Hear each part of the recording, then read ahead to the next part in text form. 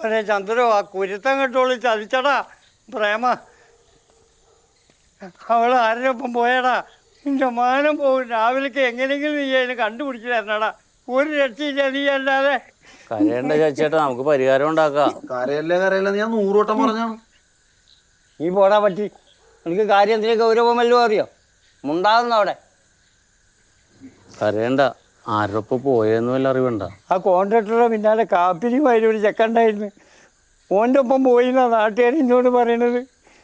കല്യാണം കഴിച്ച് ഭർത്താവുള്ളതാണ്. നാളെ രാവിലേക്ക് കണ്ടുപിടിച്ചില്ലേ ഞാനും ശാന്തയും കായലിൽ രാവിലെ നോക്കിയാൽ മതി. ശശിയേട്ടൻ സങ്കടപ്പെടണ്ട, അവളെ നമുക്ക് കണ്ടെത്തി വീട്ടിൽ ഏൽപ്പിച്ചാ പോരെ. നിനക്കറിയോ, 8ാം ക്ലാസ് തൊട്ടിട്ട് തുടങ്ങിയതാണ് അവളുടെ ഈ പരിപാടി. ഇവനായിട്ടല്ല, പലരെയായിട്ട് പുടിച്ചു കൊണ്ടുവന്ന് മാനം കെട്ടും. എന്തിനാടോ കുറെ മക്കൾ ഈ ഇങ്ങനത്തെ ഒന്ന് പോരെ? നീ കോൺട്രാക്ടർ ഒന്ന് വിളിച്ച ആ പെറിക്കുന്ന വീട് എവിടെയെന്നൊന്ന് അന്വേഷിച്ച് നോക്കാം.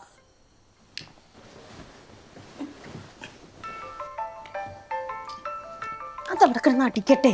ആരെങ്കിലും അത്യാവശ്യക്കാരായിരിക്കും. ഒരു മോശം മനുഷ്യന്റെ മുഖത്ത് നോക്കിയിട്ട്.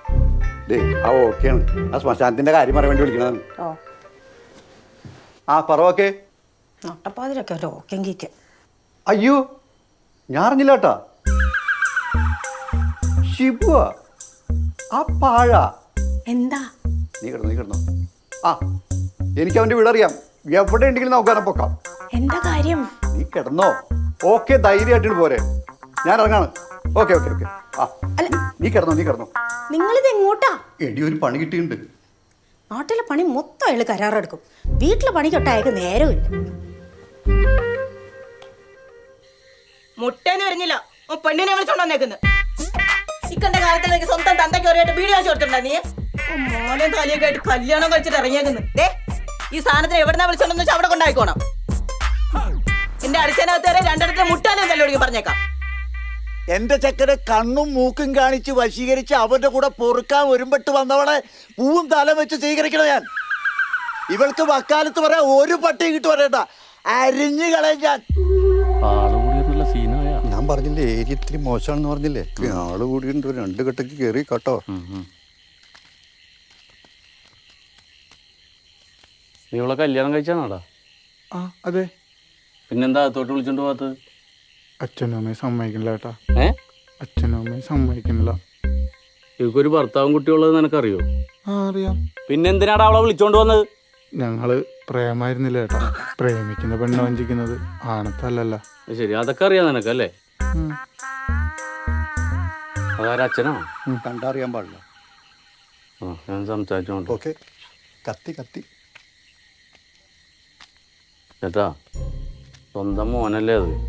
ഒരു പെൺകുട്ടീനെ ഇഷ്ടപ്പെട്ട് കല്യാണം കഴിച്ചുകൊണ്ട് വന്ന അവളെ പെരക്കാത്ത കയറ്റാതെ പുറത്ത് നിർത്തണം മോശമല്ലേ? നീ ഇവളെ വിളിക്കാൻ വന്നല്ലേ, എന്നാ വിളിച്ചിട്ട് പോയിക്കോ. വലിഞ്ഞു കയറി വന്നവളൊന്നും ഈ കീഴേരി രാജൻ വീട്ടിൽ കയറ്റില്ല, അരിഞ്ഞു കളയും ഞാൻ. നല്ല തറവാട്ടിലാണല്ലോ വന്ന് കയറിയേക്കണത്. ഇയാൾ ആളലമ്പാണ് കേട്ടാ. ഞാൻ പറഞ്ഞില്ലേ. നിങ്ങൾക്ക് ഞാനൊരു വാടക വീട് അറേഞ്ച് ചെയ്ത് തരട്ടെ, 2 ആൾക്കും കൂടി താമസിക്കാൻ? അയ്യോ, അപ്പൊ വാടക കൊടുക്കണ്ടേ? പിന്നെ വാടക കൊടുക്കണ്ടേ? അല്ല, പൈസ ഇല്ല. നിനക്ക് പണിയെടുക്കണേന് അയാൾ പൈസ തരണില്ലേ? എന്റെ ഓക്കെ. വൈകിട്ട് 5:30 മണിയാവുന്ന കാശുമന എണ്ണി മേടിക്കുന്നുണ്ട്. പിന്നെ പറ്റു വേറെ. അല്ല, ആ പൈസക്കാണ് ഈ മാല സെറ്റപ്പ് അല്ല. പിന്നെ ആരാ അവളെ നോക്കൂന്ന് ഓർത്താടാ നീ ചാടിച്ചു കൊണ്ടുവന്നത്? അച്ഛൻ നോക്കൂന്ന് ഓർത്താ? നിനക്ക് അവളെ നോക്കാൻ പ്രാപ്തി ഇല്ലെങ്കിൽ ഈ ബന്ധം അങ്ങോട്ട് ഉപേക്ഷിച്ചു തരും. പ്രേമേ, നീ ആ മാല അങ്ങോട്ട് ഉരുക്കൊടുത്തേ. ചേട്ടാ, അവളെ വിളിച്ചേ. അങ്ങനെ പറയല്ലേ ഏട്ടാ. അതെ, ഞങ്ങള് പിരിയാൻ പറ്റാത്ത വിധം മനസ്സുകൊണ്ട് അടുത്തുപോയോണ്ടല്ലേ. കള്ളനായേ, ഈ പറ്റാളോട് ചലിക്കാൻ നിൽക്കാണ്ട് അകത്തേക്ക് പോണതാണ്. ഇല്ല, കുത്തി നിന്റെ കോടൽമാരെടുക്കും ഞാൻ. കേറി പോടാകത്ത്. അച്ഛ സീനാണ്. പ്രേമേച്ചി ഇവിടെ ഉണ്ടാവും മുത്തേ.